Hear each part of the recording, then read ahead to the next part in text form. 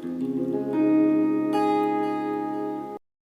सब लोगों का स्वागत है। परमेश्वर के नाम से आप सब हैं। परमेश्वर कहता है कि सारी चीजें बदल जाए, लेकिन परमेश्वर के वचन का एक एक बिंदु, जो कि एक एक चीज जो लिखी हुई है, वो कभी नहीं बदलती। Praise the Lord. वो अपने वचनों का पक्का है। वो कोई इंसान नहीं कि कुछ कहकर फिर बदल जाए और कुछ कहकर फिर आगे कुछ और बदल जाए। लेकिन परमेश्वर तो जिसको पकड़ लेता उसको हमेशा पकड़ी रखता। जिसके ऊपर हाथ अपना बढ़ा लेता तो उसका हाथ हमारे ऊपर से परे नहीं जाता। और वो हमेशा हमेशा हमारे साथ रहने वाला परमेश्वर है। ना मैं तुझे कभी छोड़ूंगा, ना मैं तुझे कभी त्यागूंगा। ये परमेश्वर का वचन के बीच में लिखा हुआ है। संसार के छोर तक वो हमारे साथ रहने वाला परमेश्वर है।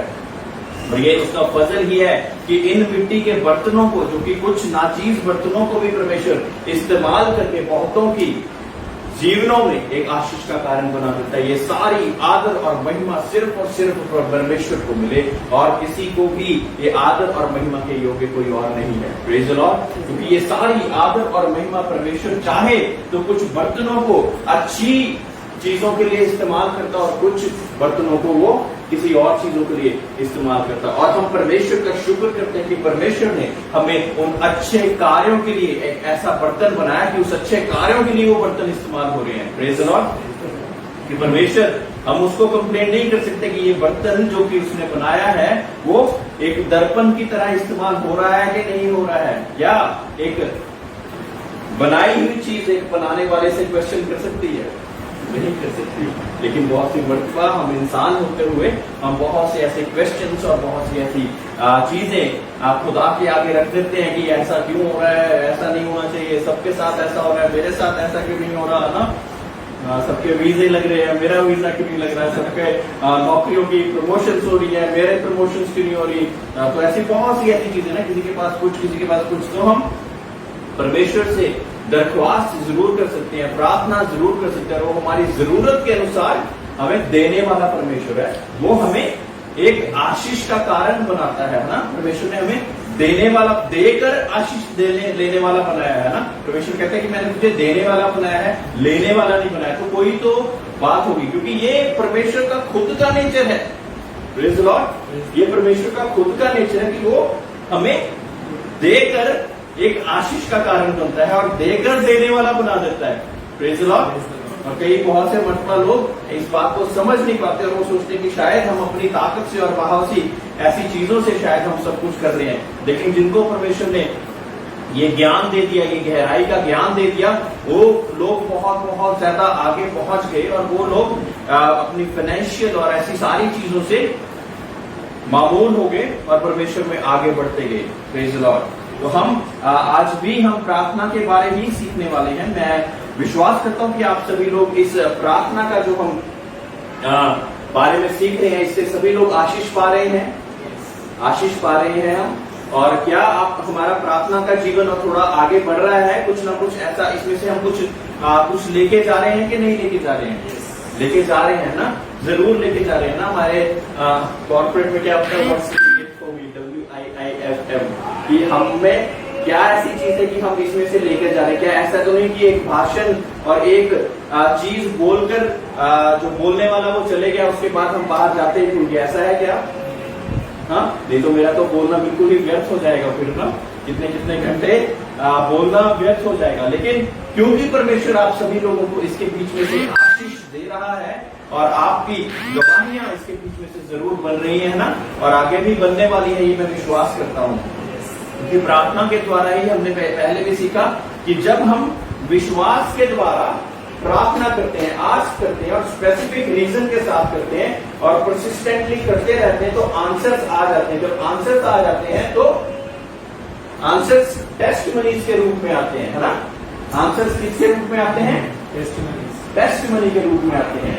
तो ये टेस्टिमनी ही होता है जो कि हमारा आंसर होता है। और हमने आज गवाहियां जो सुनी वो हमारी प्रार्थनाओं का नतीजा था, कि जिस वजह से हम वो गवाहियों को ग्रहण करने वाले हो सके। क्या टेस्टिमनी विदाउट द टेस्टेटर बन सकती है? एक जो टेस्टिमनी विदाउट, अगर गुरमीत जी उसमें नहीं होते तो क्या उनके भी जीवन में टेस्टिमनी, वो वाली टेस्टिमनी बनती क्या नहीं बनती? नहीं बनती। उनको उसके बीच में मौजूद होना, एक्शन में मौजूद होना जरूरी है। यू गेटिंग माय पॉइंट है ना? आप समझ पा रहे हो मैं क्या बोलना चाह रहा हूँ? अगर नरजीत के जीवन में टेस्टिमनी आनी है तो नरजीत को कुछ करना पड़ेगा प्रार्थना के साथ, उसके बीच में उन प्रिंसिपल्स को फॉलो करते हुए कुछ करना पड़ेगा। वैसे ही मेरे जीवन में गवाही चाहिए, तो ऐसा नहीं कि मैं बोल के चले गया और मैं अपने जीवन में उस चीज को लागू ही ना करूं, तो मुझे भी उसी तरह से वो करना पड़ेगा। परमेश्वर का वचन एक दो धारी तलवार के रूप में इस्तेमाल होता है, वो बोलने वाले को और सुनने वालों को, दोनों को काटता है, दोनों को गहराई से काटता है, ताकि हम उस गहराई के बीच में उन चीजों को सीख सके, है ना? बहुत सी मरतबा हमें लगता है कि ये प्रचार तो शायद हमारे लिए कर दिया, तो हमारे लिए कर दी थी तो बहुत अच्छी बात है, क्योंकि ये वचन ने आपको काटा और बोलने वाले को भी उसके द्वारा कन्विंस करा, इसीलिए वो उस बारे में बोल सका। तो ये तो बहुत अच्छी बात है ना, कि हम उस बारे में सीख पाए और बता पाए और आगे बढ़ पाए। एक और हमने कुछ बातें सीखी जो कि हमारी 7 पॉइंट्स थी, जिस हिसाब से हम प्रार्थनाएं हमें करनी चाहिए ना, सिर्फ अपनी नीड्स और सप्लीकेशन ही नहीं, लेकिन एक्नॉलेजमेंट के साथ, अडोरेशन के साथ और परमेश्वर के साथ हम कैसे एक इंटीमेट रिलेशनशिप, ऐसी गहरा रिश्ता बना लेते हैं कि जैसे एक हस्बैंड और वाइफ का रिश्ता होता है, वैसा रिलेशनशिप हम परमेश्वर के साथ जब बना लेते हैं तो क्या होता है ना, परमेश्वर हमें क्या कहता है कि हम कलीसिया को क्या कहता है कि दुल्हन के समान कहता है ना, कि मैं दुल्हन को लेने वाले आने वाला हूँ ना। तो जब दुल्हन को वो लेने आने वाला है तो हमें दुल्हन को तैयार रहना है ना, सज धज के और अपनी सारी चीजों के साथ हमें तैयार रहना है। हमारी कुप्पियों में तेल कम ना पाया जाए, जब वो आए और तुर्री फूके तो हमारी कुप्पियों में वो तेल कम ना पाया जाए। क्या मतलब है इसका? कि वो तेल जो कि विश्वास रूपी तेल है, वचनों रूपी तेल है, परमेश्वर का विश्वास और प्रार्थनाओं का जो वो चीज है, इंतजार में जो हम बैठे हुए हैं, तो वो हमारे में कम ना पाया जाए। ये ना सोचे कि परमेश्वर तो आ ही नहीं रहा, कोई बात नहीं, मैं कुछ भी कर सकता हूँ, जैसे कि बहुत से लोग कर रहे हैं ना, बहुत से लोग कर रहे हैं और वो वैसे ही जिंदगी व्यतीत कर सोच रहे हैं कि कोई बात नहीं, आज नहीं फिर कर लेंगे। पीछे से भी मेरे साथ पता नहीं किसकी बात हुई, तो वो लोग यही कह रहे थे कि साइमन ये काम थोड़ा जल्दी भी शुरू कर दिया उसने, अभी तो बहुत सी और चीजें आप कर सकते थे, there are many more things, काफी और चीजें थी जो कि आपको अभी करनी चाहिए थी। तो मैंने उनको यही जवाब दिया कि मैं बहुत ज्यादा लेट हो गया हूँ, मैं शायद बहुत ज्यादा लेट हो गया कि जब मुझे परमेश्वर ने अपने विश्वास के साथ एक विश्वास पात्र बनाकर जब चुन लिया था, उससे तो मैं बहुत ज्यादा लेट हूँ। मेरी पहली भविष्यवाणी जो कि परमेश्वर ने मेरे लिए कर दी होगी, वो कितने साल पहले होगी? शायद 20 साल 25 साल पहले, है ना, शायद 30 साल पहले की होगी। उस हिसाब से मैं कितना लेट हूँ? बहुत लेट हूँ, है ना। तो ऐसे परमेश्वर ने अलग अलग जगह पे अलग अलग चीजों के साथ अगर परमेश्वर ने आपको वो चीजें दी हैं, तो हर एक व्यक्ति परमेश्वर का एक गवाह है, विटनेस है क्या हम? गवाह कैसे बनता है?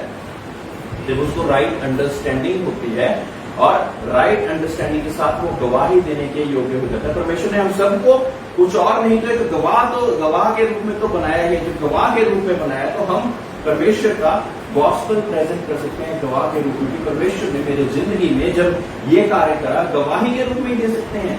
गवाह कौन देता है? गवाही कौन देता है? गवाह देता है ना। तो हम उस चीजों को परमेश्वर के नाम से उन चीजों को आगे रख सकते हैं।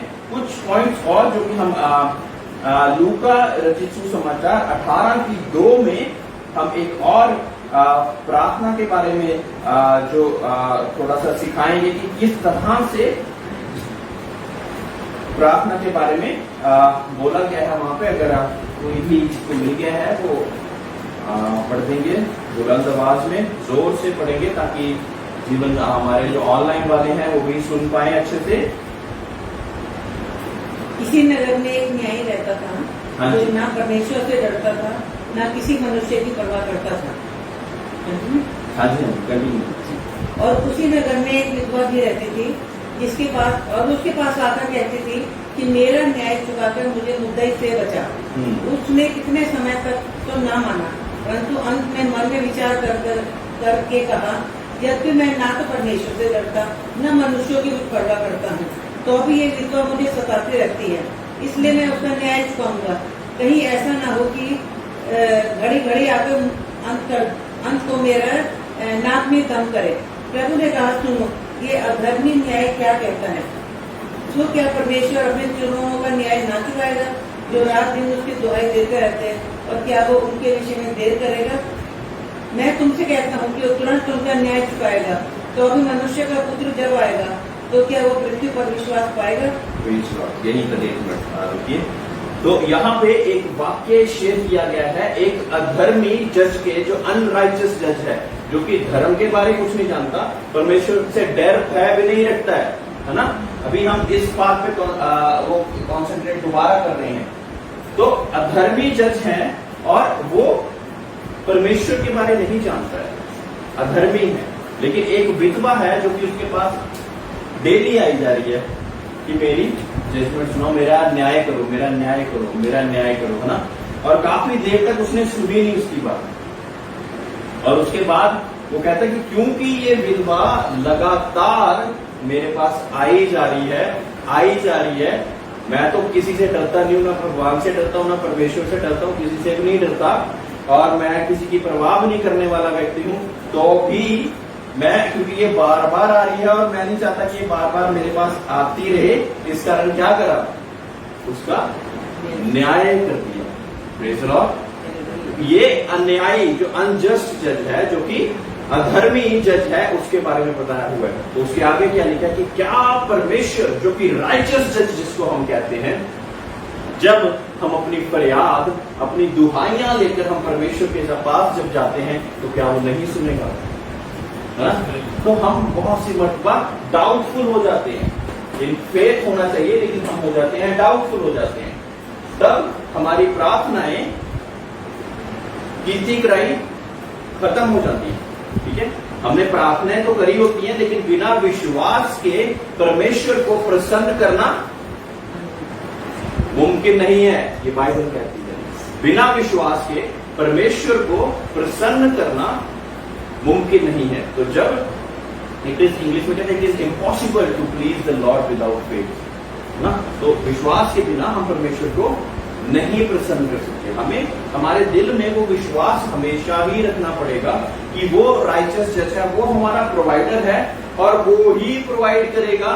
ये हमारे माइंड में चीज आ जानी चाहिए। जगह जगह पे हमने हथौड़े नहीं मारते रहना, हमें पता है यहीं से आना है आंसर। हमने स्टार्टिंग में क्या सीखा था, वो जो दोस्त वाला हमने एग्जांपल लिया था कि उसको पता है कि यहीं से मुझे 3 रोटी मिलनी है, तो मैं कहीं और नहीं जाऊंगा, मुझे यहीं से ही प्रार्थना करके अपना आंसर रिसीव करना है, चाहे समय जितना मर्जी लग जाए। Pray till you get the answer. जब तक आपको आपका आंसर ना मिल जाए, तब तक प्रार्थना करते रहना है। जब तक हमें हमारा आंसर ना मिल जाए, तब तक हमें प्रार्थना करते रहना पड़ता है, सो दैट हमें आंसर मिले। और आंसर के साथ क्या आता है, एक गवाही आती है, और साथ ही साथ हमारी इंकरेजमेंट आती है, और साथ ही साथ एक ऐसा हो जाता है कि हम एक परमेश्वर में एक नए स्तर पर, एक विश्वास के एक नए स्तर पर बैठ जाते हैं। परमेश्वर हमको इस हिसाब से सिखाना चाहता है। और हमने एक प्रार्थना, डैनियल की प्रार्थना भी सुनी कि 21 दिन तक डैनियल को प्रार्थना करनी पड़ी एक आंसर के लिए। लेकिन परमेश्वर का फरिश्ता आके उससे क्या कहता है कि आंसर तो मैंने पहले ही दिन दे दिया था, पहले ही दिन मैंने अपने फरिश्ते को भेज दिया था कि तेरे पास वो आंसर डिलीवर कर देना। लेकिन प्रिंस ऑफ पर्शिया, दुष्ट के कुछ स्वर्गदूतों ने उसको घेर लिया था और वो आंसर तेरे तक नहीं पहुंच रहा था। फिर क्योंकि तू लगातार प्रार्थना अभी भी करी जा रहा था, तो मुझे और फरिश्तों को भेजना पड़ा ताकि वो उनके साथ उलझ सके और तेरा आंसर तेरे तक पहुंचने के लिए एक फरिश्ता मेरे पास आ सके। Praise the lord. तो in the realm of the air, हवा के बीच में क्या क्या चीजें चल रही हैं वो हमें नहीं पता, आप नहीं देख सकते हैं, मैं नहीं देख सकता हूं।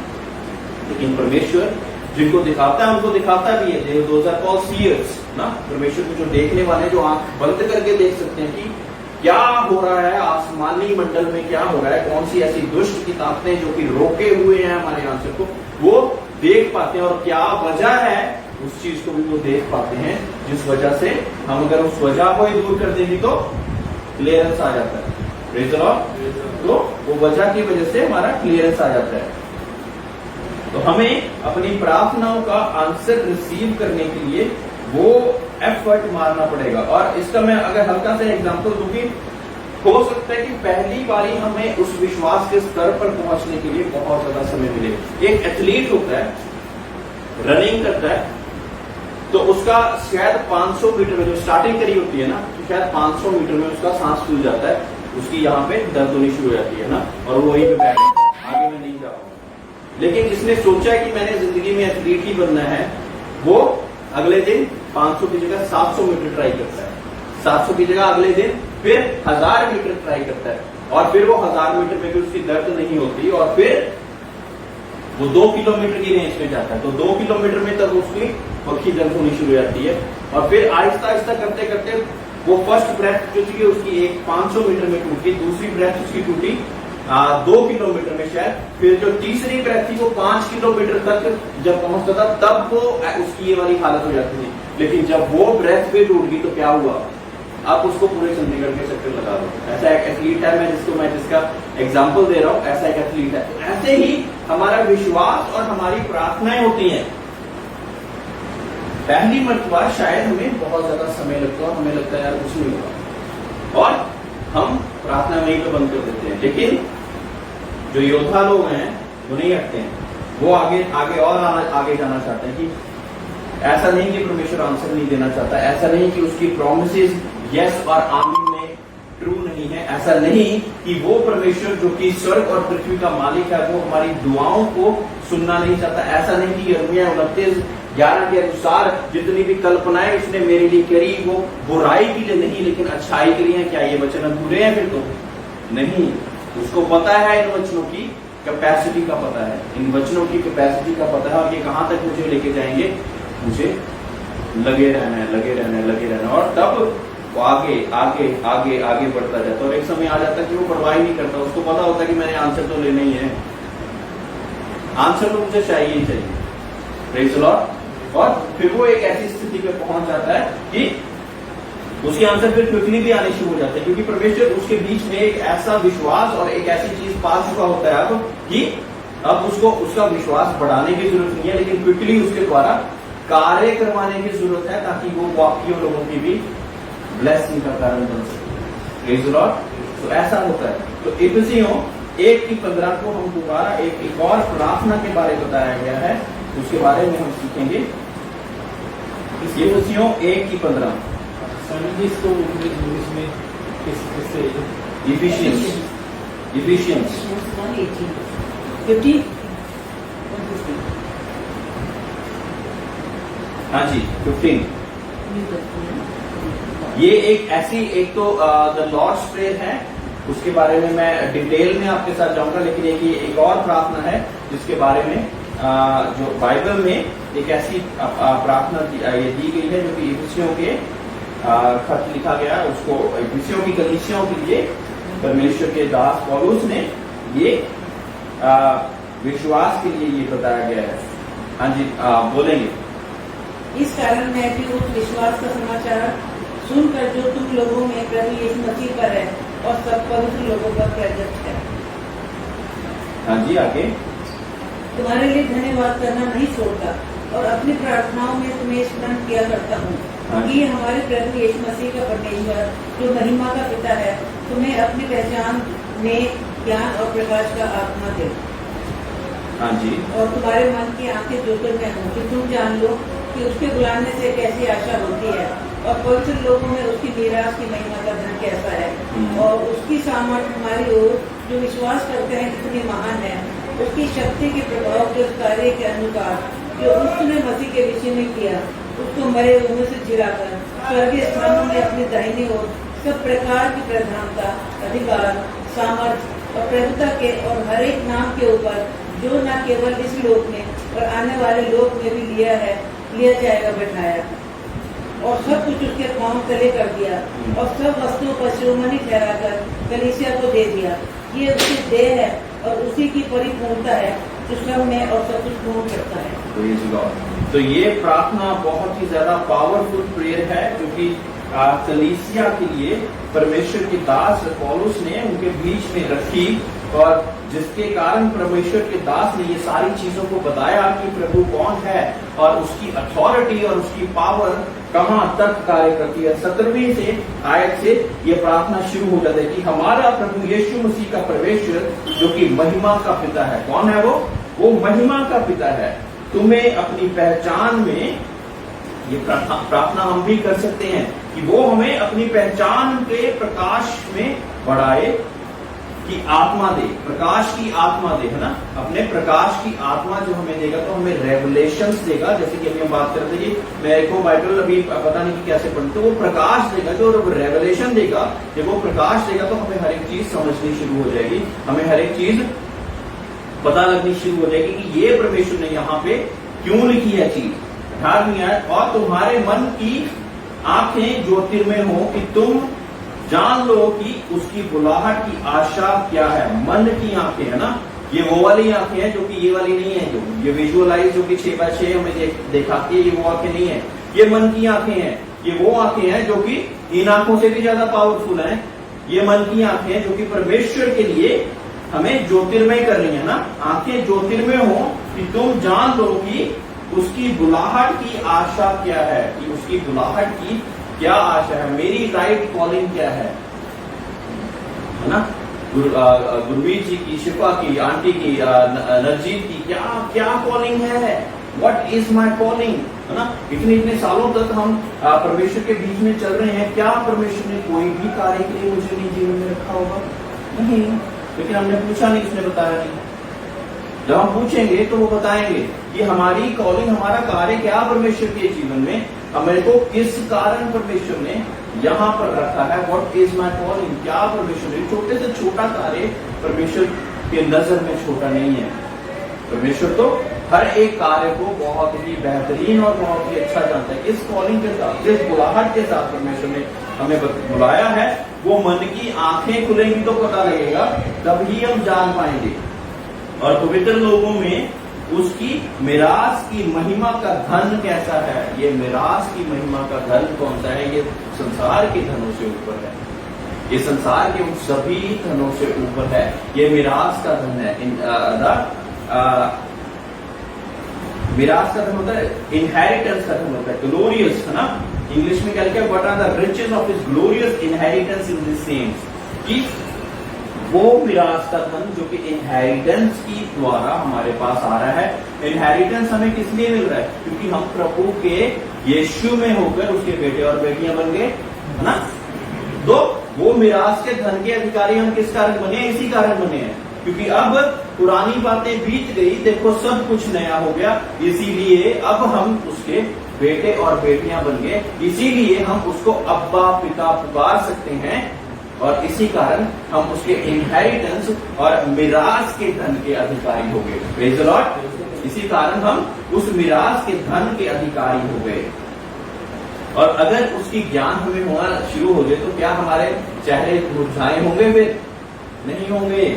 तो चाहे जो कुछ भी मर्जी हो जाए, हमारे चेहरे हमेशा खिले और चमकते रहेंगे परमेश्वर की ज्योति से। और उसकी सामर्थ हम में जो विश्वास करते हैं कितनी महान है, उसकी शक्ति के प्रभाव के उस कार्य के अनुसार, तो उसकी जो सामर्थ हमारे में कार्य करती है वो हमें पता लगेगी कि कितनी ज्यादा महान है। सामर्थ कैसे आती है? जब तुम पवित्र आत्मा पाओगे तो तुम सामर्थ पाओगे। Praise the Lord. जब तुम पवित्र आत्मा पाओगे तो तुम सामर्थ पाओगे, और जब हम सामर्थ पाते हैं तो हमारे लिए बहुत सी चीजें आसान हो जाती है। उसकी सामर्थ हमें जो विश्वास करते हैं कितनी महान है, उसकी शक्ति के प्रभाव से, उस कार्य के अनुसार जो उसने मसीह में किया, कि उसको मरे हुओं में से जिलाकर स्वर्गीय स्थानों में अपनी दहनी और बिठा दिया। सब प्रकार की प्रधानता और अधिकार और सामर्थ और प्रभुता के और हर एक नाम के ऊपर, जो ना केवल इस लोक पर, आने वाले लोक में भी दिया जाएगा, बैठा दिया है। तो ये सारी चीजों पर परमेश्वर ने प्रभु यीशु मसीह को बैठा दिया है। तभी हम हर वक्त प्रार्थना करते वक्त क्या कहते हैं? यीशु के नाम से, दुष्ट आत्माओं को डांटते हैं यीशु के नाम से, तंत्र मंत्र को आदेश देते हैं कि उसके बंधन टूट जाएं यीशु के नाम से, है ना। क्योंकि अभी क्या है, ये सारी चीजें अगर हम अकेली लेके चले तो प्रधानता क्या होती है कि प्रधानता एक प्रिंसिपैलिटी क्या होती है ना, वो ये मांस और लहू वाली प्रधानताएं नहीं है। हमारी जंग किससे है ना, प्रभु के वचन में क्या कि हमारी जंग मांस और लहू से नहीं, लेकिन उन प्रधानताओं और उन हाकिमों के साथ है जो कि हवा में कार्य करती है ना। वो थर्ड हेवन में ही हमारी प्रार्थनाएं रोकी जा सकती है, उसके ऊपर नहीं रोकी जा सकती। यहां से जब प्रार्थना जाती है तो कार्य क्या होता है, इधर से स्वर्गदूत और इधर से दुष्ट के दूत लगातार क्या लग रहे होते हैं कि हमने प्रार्थना ऊपर ही नहीं पहुंचने दी, किसी तरह वो प्रार्थना पहुंच जाती है ऊपर, फिर वो कहते हैं कि आंसर नहीं पहुंचने देना मुझे तक। तो ये इस तरह का कार्य चल रहा होता है, लगातार चल रहा होता है ना। और वो कार्य चलते चलते परमेश्वर के स्वर्गदूत और वो सारी चीजें उसके बीच में अगर हम थोड़े से भी कमजोर पड़ गए ना तो क्या होगा, मतलब तुम्हारा सैनिक ही कमजोर पड़ गया जो प्रार्थना मांग रहा है, किसके लिए आप खड़े हुए हो, किसके लिए जंगे लड़ रहे हो।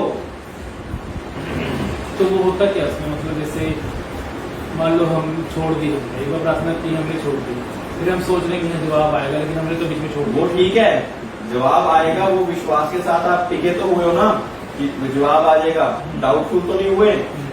हाँ, लेकिन हमने छोड़ दी बीच में प्रार्थना करनी छोड़ दी, दैट इज टोटली फाइन, लेकिन वैसे तो करते रहना है, लेकिन उसके बीच में दौरान में आपने डाउटफुल नहीं होना है। डाउटफुल हम कब होते हैं, डाउटफुल हम तब होते हैं जब हमें पता है कि जो वो प्रभु में यीशु बैठा हुआ है, प्रभु परमेश्वर बैठा हुआ उतना पावरफुल नहीं है, वो हमारी आंसर नहीं दे सकता। ऐसा हो सकता है, आप सोचिए, it is not at all possible.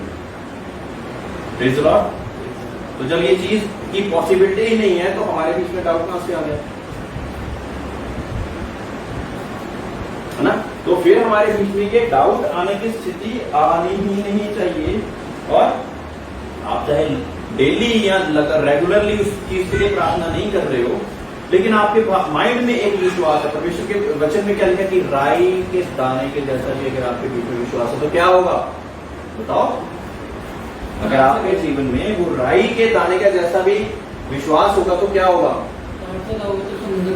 पहाड़ से कहोगे तो वो समुद्र में जाके गिर जाएगा। Praise the Lord. सो ये है ताकत प्रार्थनाओं की, ये है आपकी प्रार्थनाओं की ताकत। लेकिन ये कंफ्यूजन, ये जो बैटल जो चल रही होती है हमारी माइंड में,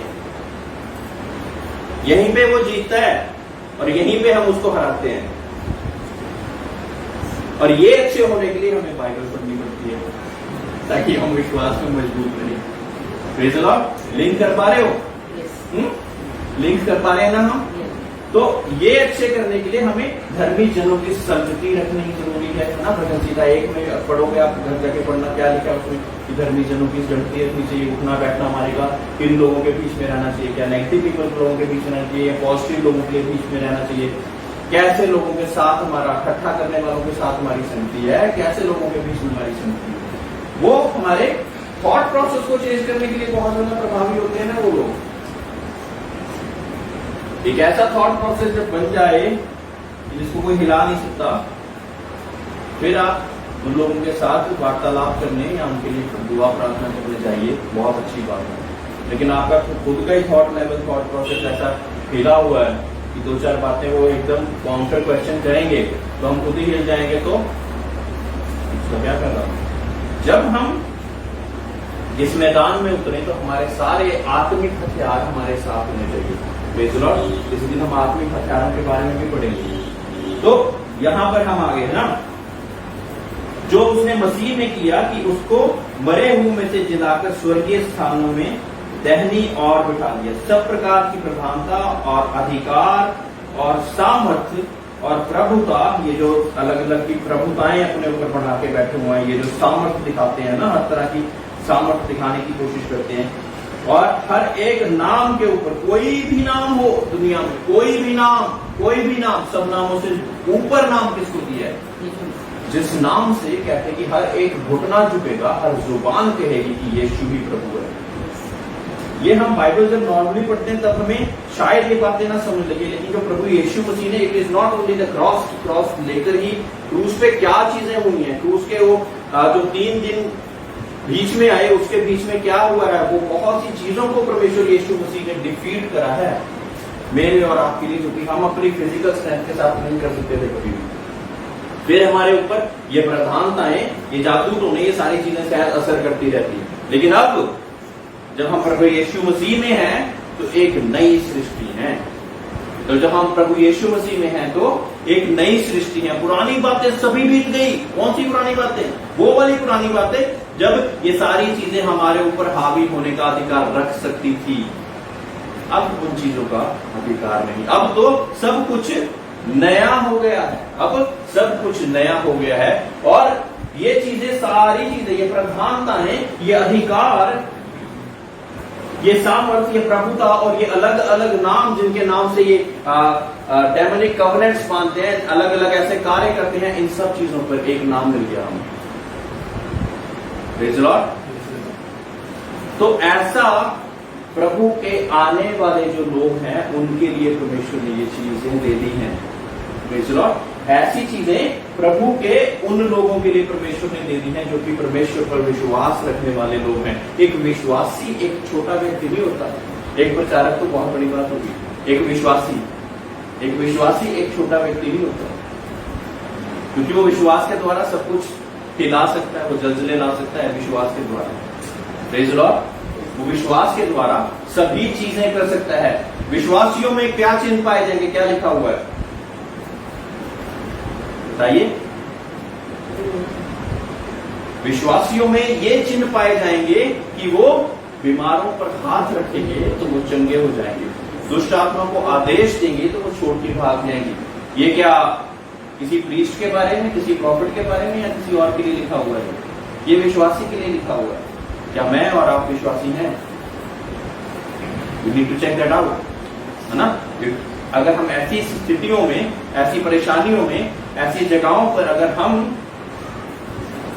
बीमारी को हावी होते हुए देख रहे हैं या दुष्ट आत्माओं को हावी होते हुए देख रहे हैं तो क्या है? अभी हम को विश्वासी बनने की जरूरत है। फिर हम आगे चलेंगे प्रभु यीशु मसीह में ना। There are many things that are involved in this. काफी ऐसी चीजें हैं जो कि बीच में लिखी हुई है, क्योंकि कुछ परमेश्वर ने कहा कुछ दुष्ट आत्माएं फास्टिंग और प्रेयर के साथ जाती है ना, कुछ ऐसे लीजन्स होते हैं, कुछ वो होते हैं, वो बहुत ही लंबी स्टडी है, वो कुछ और है। वो हीलिंग और डिलीवरेंस में जब अभी हम एडवांस लेवल की स्टडी पे जाएंगे तो हम उन चीजों के बारे में सीखेंगे। बट यस, परमेश्वर ने तो लिखा है कि एक विश्वासी में ये चिन्ह पाए जाएंगे।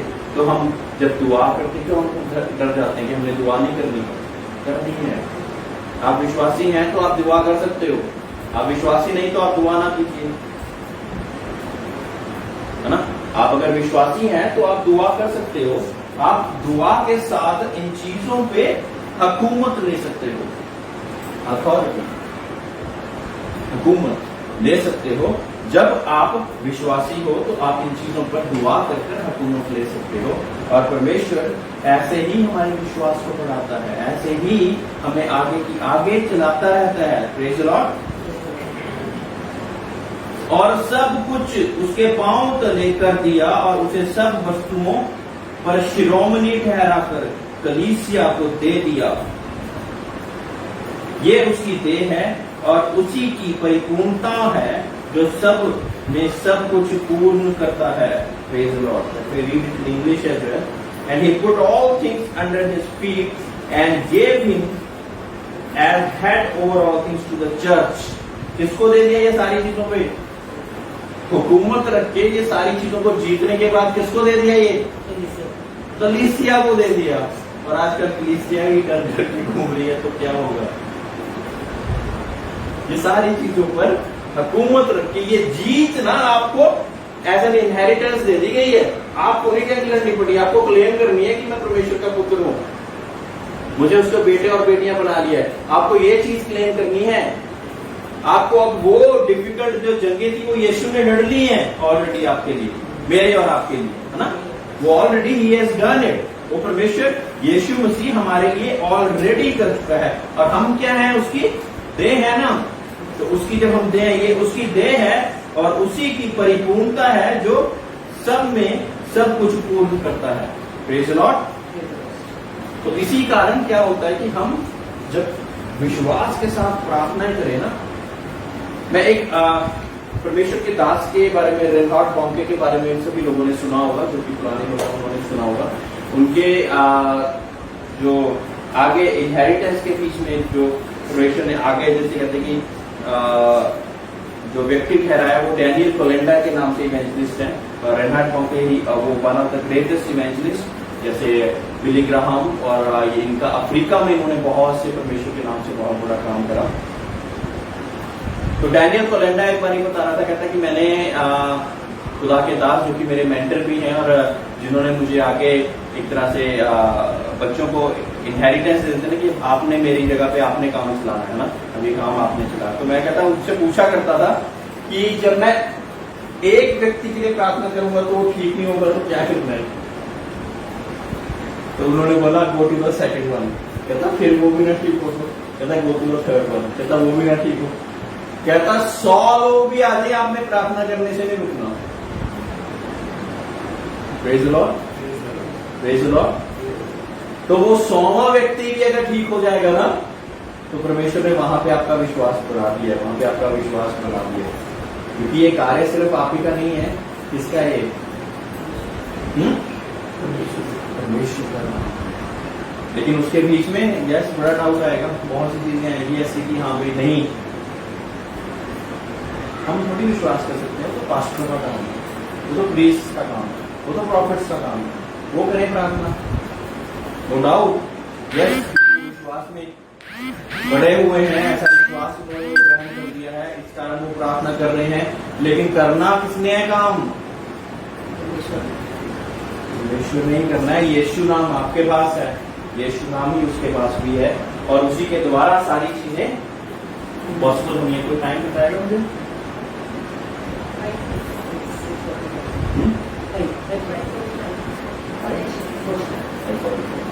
जैसे मैं एक बार लॉर्ड्स प्रेयर को गो थ्रू करना चाहता हूँ, लेकिन उसमें समय लगेगा, तो हम उसको अगले दिन उसके साथ हम आगे बढ़ेंगे। और परमेश्वर के विश्वास के साथ हम जो प्रार्थनाएं करनी, ये जो सीख रहे हैं, ये अधिकार के साथ जो प्रार्थना करनी है, हम आगे की आगे गहराई में जा रहे हैं। हमने स्टार्टिंग कहाँ से करी थी और हम कहाँ पे पहुंच गए हैं। Are we feeling the difference? कुछ डिफरेंस नजर आ रहा है कि हम इसकी जो हम सीख रहे हैं प्रार्थना के बारे में, उसमें हम कहाँ पहुंच चुके हैं ना।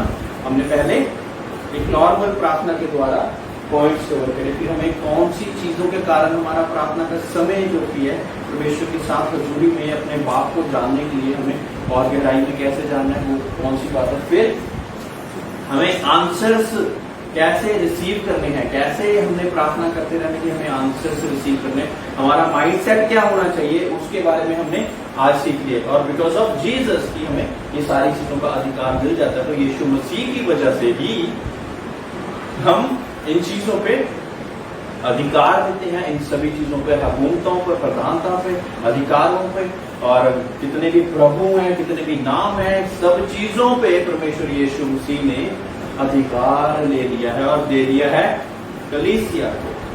Praise the Lord. और कलीसिया को अधिकार दे दिया है, कलीसिया को अधिकार अपना ग्रहण कर उसके हिसाब से चलने की जरूरत है आज। Praise the Lord. We can be mentors, we can be teachers, हम आपको सिखा सकते हैं, बता सकते हैं, आपके विश्वास की मजबूती के साथ आपके साथ प्रार्थना में भी बैठ सकते हैं, लेकिन करना फिर भी आपको है। अगर मैं सारी जिंदगी ही आपको एक वो बैसाखी लगा के ही चलाता रहूं तो मैं एक अच्छा टीचर नहीं हूं। Praise the Lord. ऐसे लोग, ये वाली बात से मेरी बहुत से लोग जो अच्छे अच्छे ना प्रचारक वो माइंड करेंगे इस बात को। अगर मैं बैसाखी लेके ही अपनी कलीसिया को, आप सभी लोगों को हर बार यही सोचता हूं कि मेरे प्रार्थना करानी हो तो मेरे पास ही आए, वो क्या है, मैं आपका डायरेक्ट अभी तक परमेश्वर के साथ वो रिलेशनशिप बनाने में कामयाब नहीं हो पाया as a teacher, as a pastor. मैं आपका वो रिलेशन बनाने के लिए मैं कामयाब नहीं हो पाया, क्योंकि आपको कुछ भी चाहिए ना, आपको पास्टर याद आ रहा है, आपको मेरा परमेश्वर नहीं याद आ रहा जिसके साथ मुझे कनेक्ट करा देना चाहिए था शायद अभी तक। Praise the Lord. है ना। ये काफी लोगों के लिए शायद ये ऑफेंसिव बात होगी, बट सच्चाई यही है।